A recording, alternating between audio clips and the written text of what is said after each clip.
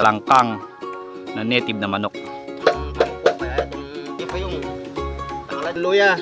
Lalagyan ko na siya. Itong sili, pwede natin ilagay dyan. Yan ang gagawin nating sapin dyan sa loob. Usbong. Pantakip din, ano?